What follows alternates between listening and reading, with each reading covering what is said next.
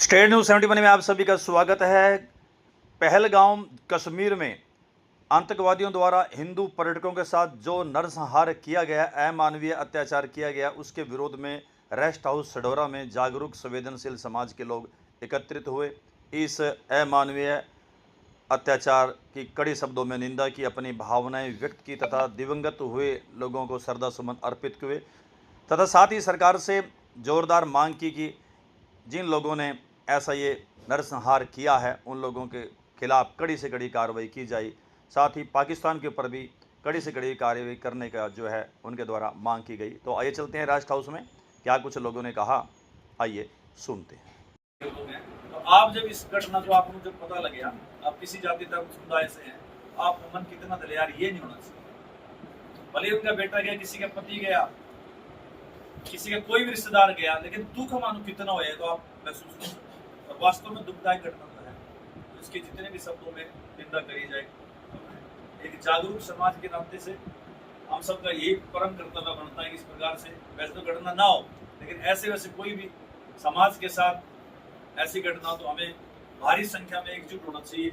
इसका भी एक अच्छा संदेश ऊपर जाता है एकदम से कि भाई वहाँ के लोग जागरूक हैं और घटना की कोई इनसे कोई प्रोटोकॉल होती, आधिकारिक रूप से कोई बात नहीं, भाई इकट्ठे हो जरा अपना रोज प्रदर्शन करो या इकट्ठे होकर बात रखो अपना। उन्हीं लोगों जो उनकी मिली भक्त थी कहीं ना कहीं उनको ही बहुत भारी नुकसान हो जाता। तो ऐसी घटना की जो है सारा देश, तो क्या विदेशों के अंदर जो इंसान है, वास्तव में जो इंसान है, जिन्होंने अपने ग्रंथों से इंसानियत का सबक सीखा है, जिनके अंदर मानवता है, चाहे वो किसी धर्म जाति के भी हो, लेकिन वो जरूर आहत है कि ऐसा नहीं होना चाहिए। एक पत्नी बैठी, एक पति उसका सामने लाश बन के लेटा हुआ है, मात्र 6 से 7 दिन इनके साथ दिन हुए। वो क्या सपने लेकर वहां पर पहुंचे थे और क्या कुछ उनके साथ हो गया, तो शब्द नहीं है। मतलब आपस में बात करते हुए क्या करें कि यार क्या गड़बड़ है, कितना बड़ी भयंकर ट्रेजेडी है। उनसे कल्पना करो कि अपने परिवार से ऐसी कोई चीज हो, अपने इलाके से ऐसी कोई चीज हो, भी हमारे अंग है और भी हमारे परिवार के लोग, तो एकदम दहल होता है कि जब अपने पर बीतते तो ज्यादा महसूस, लेकिन ये तो ऐसा लग रहा है कि हमारे ऊपर ही बीत गई। और आप भी लोग को थोड़ा महसूस करो, जितने भी मानवीय अत्याचार का है, ये दिल दहलाने वाली घटना है कि व्यक्ति का एक धर्म पूछकर उसे कपड़े उतार कर फिर उसकी हत्या की जाती है। शायद कोई इंसानियत नाम की कोई चीज है ही नहीं, ऐसी बात इसकी कल्पना भी नहीं थी, वो हमारे सामने। लेकिन इस प्रकार की कोई धर्म या जात नहीं होती, तो वहां क्या नजर आ रहा है आपके सामने? आम लोगों की मिलीभगता, उनके साथ संलिप्तता, ये छुपी भी नहीं है। जितना अच्छा है कि माहौल, और उस माहौल के साथ क्या एक घिनौना काम करना। देश किस तरह बढ़ रहा है, देश की छवि कितनी बढ़ रही है। एक सोची समझी चाल, देश का प्रधानमंत्री सऊदी अरब के अंदर जा रहा है, वहीं अमेरिका का ऊपर राष्ट्रपति देश के अंदर आ रहा है। चारों तरफ से एक प्लस पॉइंट, पॉजिटिव पॉइंट कि देश किस रफ्तार से आगे जा रहा है। ऐसे में स्वीकार नहीं है। देश है वैसे हिंदुस्तान है, ऐसा है विदेशी ताकतें अपने लोगों से यहाँ से मिलकर जो है इस प्रकार की जो वारदात कराई है, ये बहुत दुखदाई है। आज हिंदुस्तान के प्रत्येक नागरिक के अंदर रोष है, जोश है इस मामले में। कम से कम तो बात अलग है, चलो इसमें किसी ज्यादा लोग नहीं, कार में बैठना जरा देख के जाना। और जब हम वहां पहुंच गए, हम फोन करते हम पहुंच गए, घर वाले बिल्कुल खुश कि बंदा पहुंच गया। अब क्या पता वहां पहुंच के भी तो खतरा है, वहां पहुंच के ये हाल हुआ है। और जब हम वहां से चलते हैं तब ये घर वालों को ये चिंता होती है कि रास्ते में कोई ऐसी घटना न घटे, सुरक्षित चले जाए। लेकिन वहां पहुंच के ऐसा वो फिर तो हो ही नहीं सकता। क्या किसको चिंता नहीं होगी, और कैसे घर वाले भी पीछे कैसे कहेंगे कि आप घूमे आओ, क्योंकि ये तो एक हाई रिवाज है। जब भी किसी की शादी होती है या हमारे पास टाइम है, हम जाते हैं, बच्चों को भेज देते हैं कि घूम के आओ। अब तो कहीं भी सुरक्षा नहीं है, अपने घर में रहें, बाहर ना निकलें, ये भी संभव नहीं है। जैसे कि पंजाब का आतंकवाद आप सभी को याद ही होगा, कितना खतरा था। बसों में उतार के बड़ी मुश्किल से शांति दोबारा देश में आई।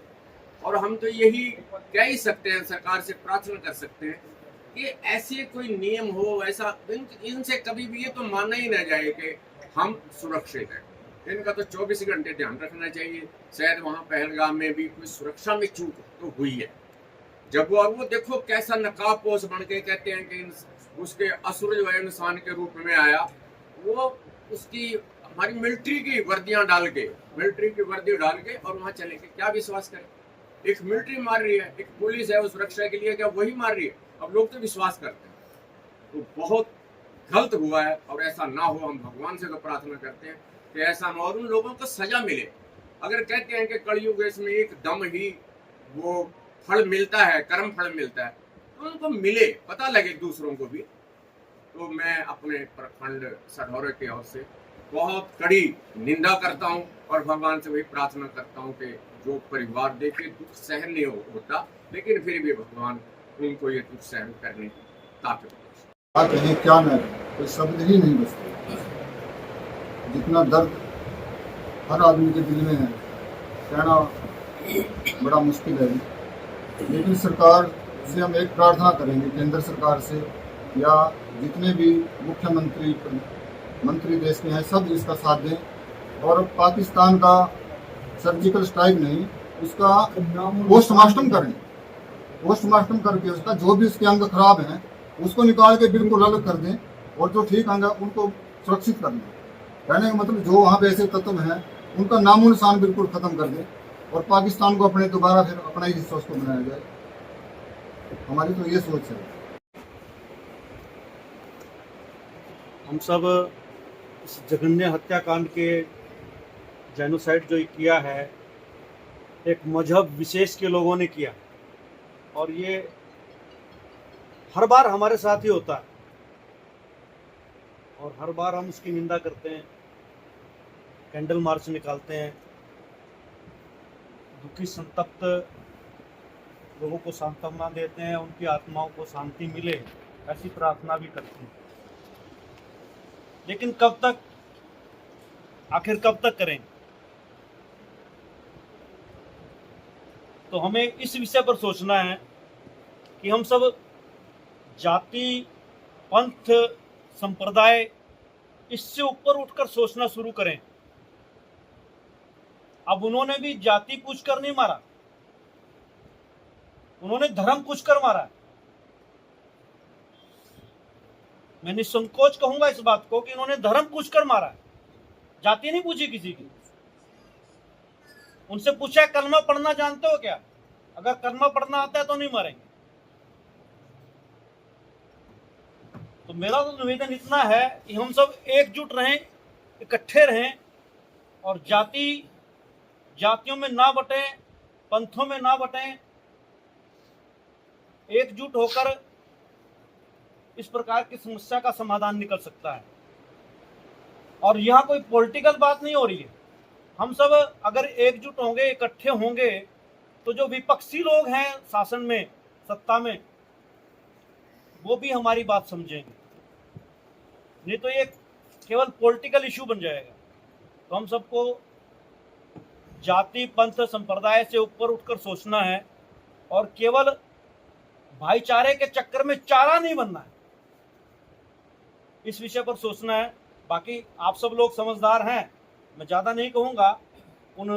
इस जघन्य हत्याकांड की भर्त्सना करने के लिए, निंदा करने के लिए हम सब यहाँ इकट्ठे हुए कैंडल मार्च भी करेंगे, लेकिन एकजुट होकर हम सोचें। और सरकार भी हम जो चाह रहे हैं, जैसा हम सब के मन में पीड़ा है, दर्द है, उस विषय में सरकार को भी दर्द है। वो भी कोई बोलकर नहीं करेगी, सरकार पहले भी किया है। जो भी होगा सरकार अपने से अच्छा करेगी, उत्तम करेगी। तो हमको ऐसी अपेक्षा रखनी चाहिए सरकार से और अपना दबाव भी हमारा है ये सभी का।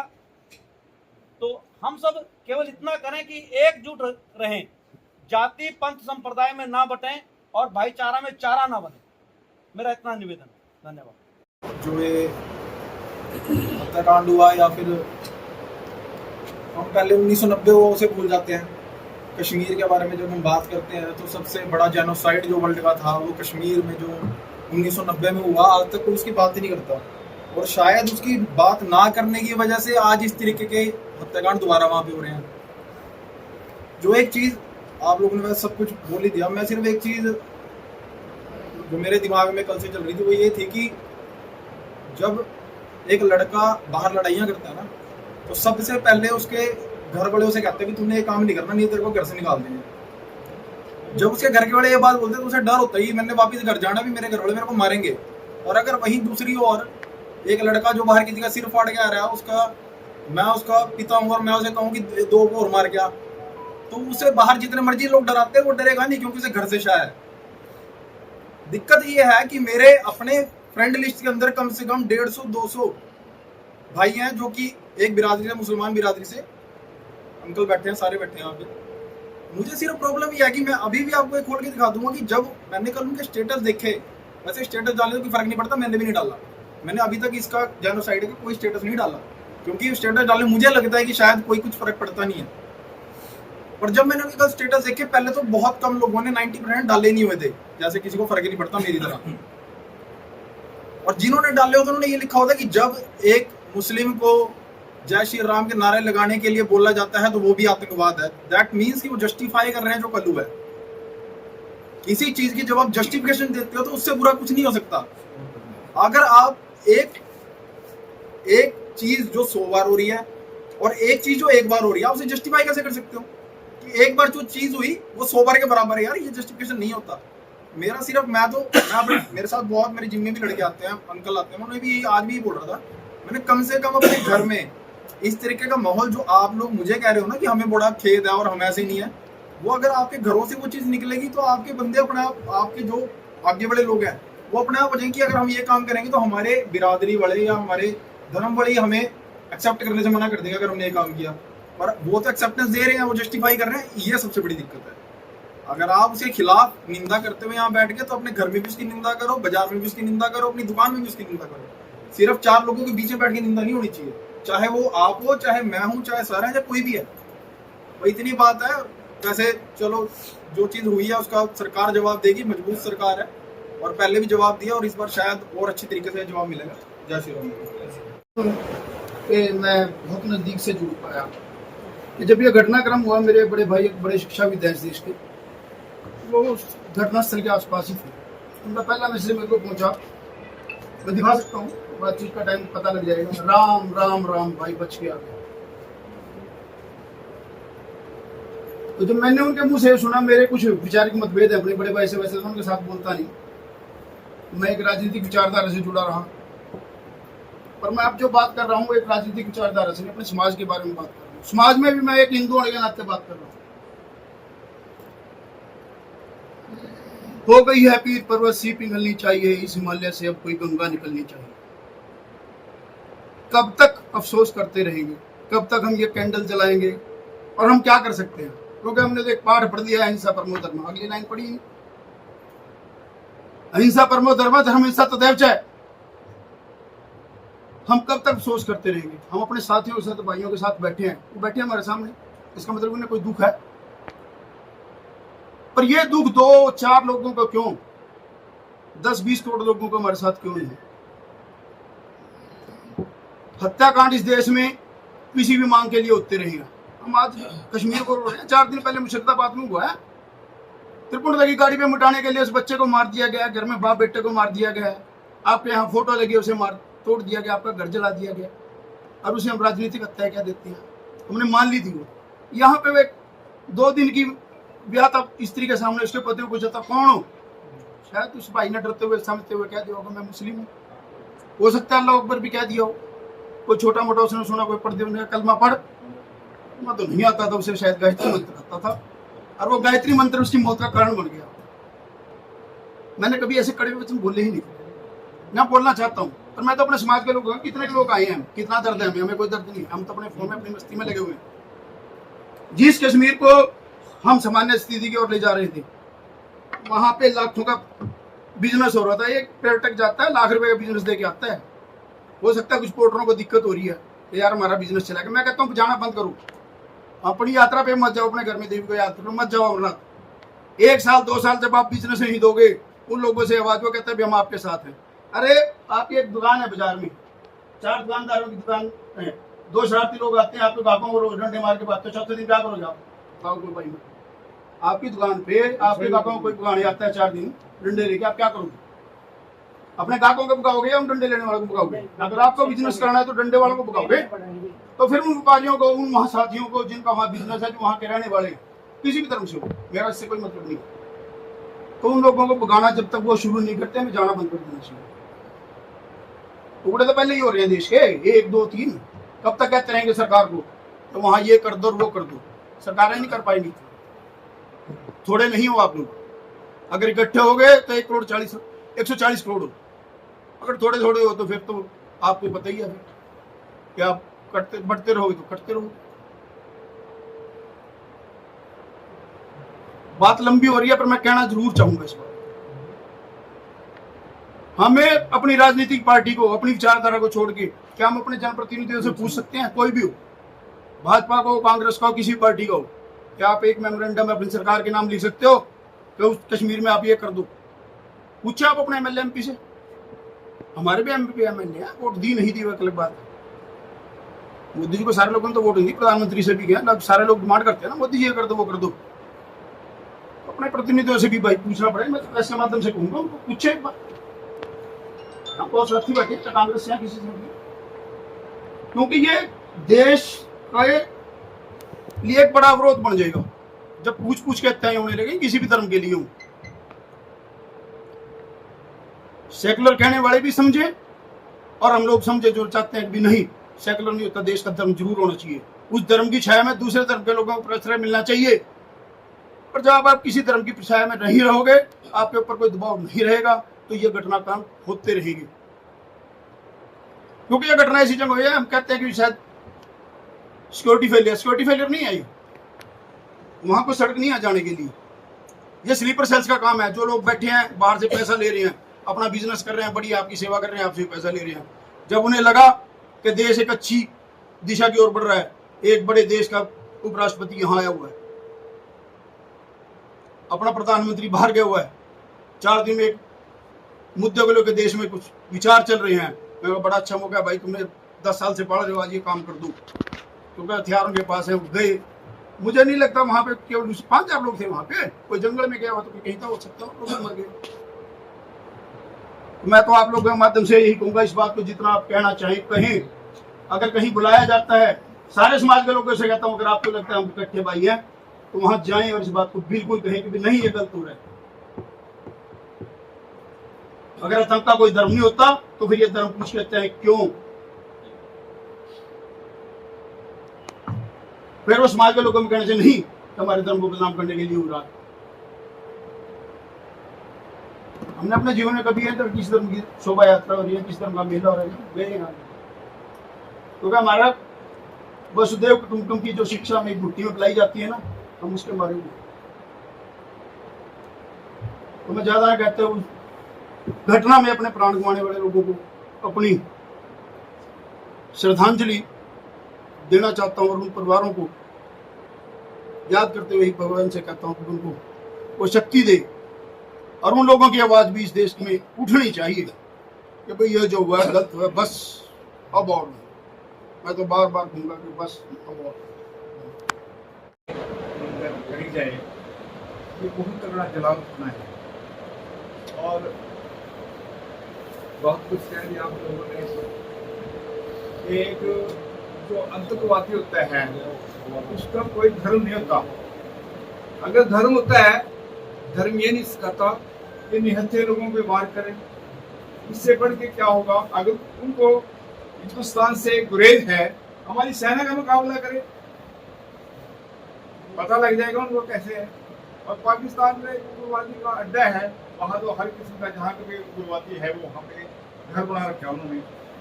हमारा देश तो एक अमन पसंद देश है। आप सुनते हैं बार बार वो मस्जिदों में बम चलते हैं, वहाँ पे नमाज पढ़ रहे लोग उनको मार देते हैं। आपने बार बार सुना होगा कि आज पाकिस्तान में मस्जिद में बम फूटा है, कभी हमारे हिंदुस्तान में आया कभी मंदिर में या कहीं मस्जिद में? ये तो अमन पसंद देश है। हमारे देश का अमन जो है ना वो भंग करना चाहते हैं। और ये जो उन्होंने पूछा है कि आपका धर्म क्या है, ये इसी वजह से पूछा है ताकि देश के अंदर आग बढ़े, हिंदू मुसलमान आपस में लड़ें। यही उनका, ये तो हमने आपने सोचना है कि उन्होंने ये क्या कहा, ये यही कहा कि आपस में ये झगड़ पड़ी। और कश्मीर तो एक ऐसा देश है जो हमेशा वहाँ पे झगड़ा ही रहा। एक ये सरकार बीजेपी आई जिसने वहाँ धारा 70 तोड़ी है और वहाँ पे रोजगार खुला है, नहीं तो भूखे मरते हैं। अब कश्मीर के लोग यहाँ लकड़ियाँ पड़ने आते थे सड़कों में, अब आता है कोई? भाई व्यापार करते हैं, वो कपड़े का व्यापार करते हैं। तो मैं तो यही कहूँगा कि इस पाकिस्तान का जो है ना, कोई ऐसा ऑपरेशन करे जाए जैसे हमारी प्रधानमंत्री इंदिरा गांधी जी ने किया था बांग्लादेश का। साहिब थे यहाँ पे और उन्होंने नमू की खाई थी, आज वो अलग बैठे हैं, ताकि वो जो वहाँ पे अमन पसंद लोग हैं, ऐसी बात नहीं, वहाँ के लोग भी कुछ लोग उग्रवादी हैं, उनको ऐसा सबक सिखाया जाए ताकि ये देश ही खत्म हो जाए। ऐसे सबक से जैसे भाई साहब ने कहा कि उनका सर्जिकल स्ट्राइक करे जाए। और आज ये मौका है, देश को मौका मिल रहा है कि वो हमारे देश को जो है ना अमन पसंद रहना पसंद करते हैं, ताकि यहाँ पे आग बढ़े। यहाँ पे कोई भी हर देश हर एक दूसरे को, अगर मैं राम नाम करें तो आगे वो सलाम करता है। ये ऐसा देश है, यहाँ तो एक दूसरे का मान सम्मान है। और ये आज जो पाकिस्तान, मोदी जी ने कहा कि पाकिस्तान मुसलमान नहीं चाहते थे बनाना, वाकई में कोई चाहते ही था, एक दूसरे के पीछे बने हैं। वो जो जिन्ना साहब थे वो तो मस्जिद में जाते थे नमाज पढ़ने के लिए, कोई इबादत नहीं करते। तब पंडित जी के महीने मंदिर में शुरू हो गए, जबकि इतिहास बताता है कि जब मंदिर का उद्घाटन बनाने के लिए बात आई, इसकी क्या नाम है सोमनाथ के मंदिर की, तो पंडित जी ने जवाब दे दिया। तो ये जो है ना, ये ऐसा नहीं होना चाहिए हमारे देश के अंदर। अमन पसंद देश है हमारा, आपस में भाईचारा है। मैं ज़्यादा ना कहता हूँ, मैं तो यही कहूँगा कि जो हमारे वहाँ पे शहीद हुए हैं उन परिवारों को जो उनको शांति दे, उनको क्या नाम सहन शक्ति दे, उनके परिवार के लोग पिछले आज बुजुर्ग मर जाए आदमी, वो तो जवान थे, कहीं वो शादी हुई थी अभी नहीं। तो ये बहुत बुरा कांड हुआ है। और ये जलालपना, इससे बढ़ के जलालपना देश के अंदर कोई हो नहीं सकता है जैसे उन्होंने हमारे साथ किया है। तो उनका जवाब देना चाहिए हमारे देश को। मैं ज़्यादा ना बोलता हूँ, बस ये कहूँगा कि आप लोगों ने ये बहुत एक शोक सभा मंगाई है और मैं भी इसमें श्रद्धा के समर्पण पेश करता हूँ और मैं यही करता हूँ कि उनको शांति मिले। कि जब धर्म पूछ करके मारा गया हो, तो पहली मैं घटना बता रहा हूँ, सैनिक स्कूल में पढ़ाता था, 1987-88 के आसपास की बात रही होगी, वहाँ समझ में रहा होगा। लालू के अंदर एक ऐसा बात था, मैं किसी धर्म का नाम तो नहीं लूँगा यहाँ, पहले हम शौक में बैठे हैं कि बस में से पूछ करके वो एक धर्म के पे कम से कम एक तो होना चाहिए उन परिवारों के साथ वो दे। और मैं तो अपने ये समुदाय के लोग बैठे हैं, मैं तो इनसे प्रार्थना करता हूँ कि आप मस्जिद में सुबह ऐलान करो, भी सारे मोहम्मद इकट्ठे हो गए, भी तुम हमें इंडिया में चैन से रहने दो। तुम आप ये कहो जी हम तो बहुत बढ़िया टिके हैं, तो हमारी फिक्र क्यों करते हो, सारा तुम अपने आप को चिंता करो। तुम एक ऐसा रेगुलेशन पास के सरकार को डालो, भाई पाकिस्तान को खत्म करो कर देता हूँ। गाड़ी मेरे मुँह से निकलेगी कि मेरी आदत पड़ गई है, गुस्से के अंदर कुछ भी हो सकता है। आप ऐसा एक वो करो कि आपको हम ये सोचें कि आप हमारे हो, वो इसीलिए कि आप एक ऐसा रेगुलेशन डाल के मस्जिद में इकट्ठे करो, भाई ये देखो इनके साथ क्यों बर्ताव किया गया था। पाकिस्तानियों को मैसेज भेजो कि हमें अपने बर्ताव पे रहने, तुम तो सारे नंगे बिखरेंगे, हमारे हिंदुस्तान को ऐसा तो ना बढ़ाओ कम से कम। तो जो भी हुआ है बहुत बुरा हुआ, ऐसा प्रभाव ना आगे हो गए। हम तो मोदी सरकार से भी कहते हैं कि आने वाले इनको रगड़ के बातें करो, नहीं तो ये बहुत तंग करेंगे। अरे मोदी जी आपको भी नुकसान है, अगर नहीं हो तो आपके ऊपर विश्वास ही टूट जाएगा लोगों का। लोगों ने आपके लिए इसीलिए चुना है कि आप लोगों को दूसरे देशों में हमारी रक्षा करोगे। मतलब ज़्यादा कुछ ना कहता हूँ, वैसा वही कहता हूँ, परिवारों को आत्मा शांति दें। क्योंकि हम जो कह रहे हैं कि 22 लोग मारे गए, ये तादाद भी तकरीबन 50 से ऊपर पहुँच चुकी है। और ये कहने की बात नहीं है कि सरकार क्या कर रही है, सरकार इस पर बहुत गंभीरता से चल रही है। और माननीय हमारे अमित शाह जी कल ही जम्मू कश्मीर पहुंच गए थे और माननीय प्रधानमंत्री जी भी अपनी यात्रा छोड़ करके वापस दिल्ली आकर के, और इस पूरे घटनाक्रम में पूरी सरकार लगी हुई है। और मैं आपको सरकार की तरफ से भी आश्वासन भी और मुझे उम्मीद भी है कि इस जो निंदनीय घटना हुई है इसके लिए बहुत कठोर निर्णय लेगी सरकार, और लेना भी चाहिए। क्योंकि हम लोग तो यहाँ बैठे हैं तो सारी जगह बैठ करके चले हैं चाहे अब माननीय प्रधानमंत्री की बात करूं मैं कि दूसरे मुसलमानों के देश लाखों की तादाद में इकट्ठे होकर के माननीय प्रधानमंत्री का भाषण और उनका आदर सत्कार करते हैं, क्योंकि है तो वो भी मुसलमान लोग हैं। और जम्मू कश्मीर की बात है, कुछ लोग वहाँ भी जो ये उग्रवाद है, ये सिर्फ भाड़े के टट्टू कहूँगा मैं तो, क्योंकि कुछ लोग ऐसे भी हैं जो शांति प्रिय लोग भी हैं वहाँ पे, जो बिजनेस की बात करते हैं कि हमारा बिजनेस कैसे होगा, लेकिन कुछ शरारती वहाँ पे अमन और शांति को बिल्कुल उसको ख़त्म करने का काम कर रहे हैं। और जैसे पाकिस्तान की बात करें तो पाकिस्तान का तो काम ही है देखो उग्रवाद को फैलाना, और उग्रवाद के ऊपर ही पाकिस्तान का काम टिका हुआ है। और मैं ये भी कहूँगा कि जो भी लोग, चाहे आप यहाँ लगा लो, एक परिवार की लगा लो, चाहे देश की लगा लो, चाहे आप कस्बे की लगा लो, जो किसी का बुरा सोचेगा उसका खुद में खुद बुरा अपने आप निश्चित रूप से होता है। अब आप पाकिस्तान की बात करो तो पाकिस्तान के अंदर भी आप कंडीशन देखें, वहाँ जा कर के वहाँ कितनी बुरी हालात हैं लोगों के। और हमारे देश के अंदर तो चाहे मुसलमान हो, फिर भी यहाँ भाईचारे का एक प्रतीक है, लेकिन कुछ शरारती तत्व चाहे और किसी भी देश में लगा लो होते हैं। और मैं तो परमात्मा से भी प्रार्थना करता हूँ कि जो ये निंदनीय घटना हुई है, अभी जो 1 हफ्ता पहले ही शादी हुई है और 2 महीने पहले भी क्या सपने लेकर के वो वहाँ पे गए होंगे जम्मू कश्मीर के अंदर, और उनके साथ कैसे निंदनीय घटना घटी, मैं उनके परिवार को परमात्मा से दुआ करते हैं, परमात्मा से अमन चैन की यही प्रार्थना करते हैं कि उनके परिवार में ये दुख सहने की शक्ति दे। और हम सब भी यहाँ जो इकट्ठे हुए हैं, ये जो हम चर्चा विचार कर रहे हैं, ये सब हम दूसरों को भी समझाएं।